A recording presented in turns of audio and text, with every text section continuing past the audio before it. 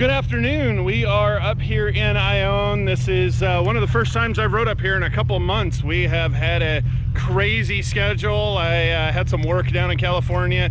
We did a little bit of vacation while we were down there. We did our overlanding. We did all kinds of stuff. This is one of the cool little overviews of Ione down there that you can come up and see. So this is one of the viewpoints that we like to go through in Ione. It's there's a couple more up above, but we were just gonna stop here real quick as we're heading out. My machine is still under maintenance. I left it in the garage after that overlanding. Needs a bunch of oil changes and stuff, so I didn't want to deal with it this weekend. So I'm borrowing the rental RS1. We've got Puddles, Keith and Jody are with us, and Daryl and Cami are with us. We're just gonna go out and explore a little bit and see what the conditions are like. It's definitely hot, it's definitely dusty.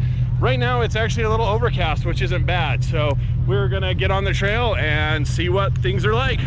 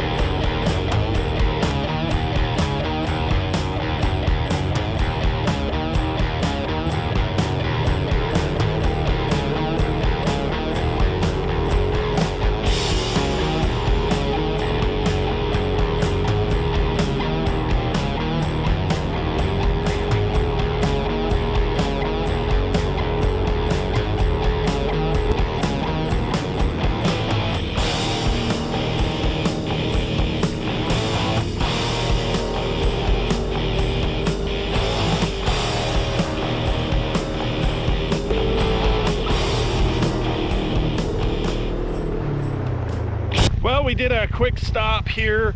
We are about halfway up 422, about to crest the mountain over here. There's usually a pretty decent little area here. It's starting to get really overgrowth. You can see these newer trees and saplings that are coming into here.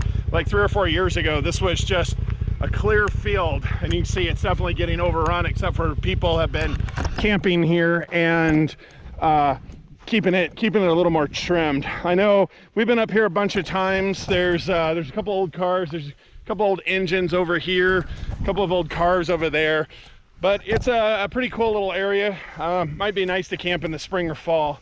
Not a lot of shade right here in this immediate area, but it's usually got a pretty good view. I think you can go over there and get a decent view, but starting to get overgrowth in this view. So we're going to head up. We're kind of looking to maybe pick some berries or just stay off the really dusty main roads. So let's go ahead and move on up 422 here.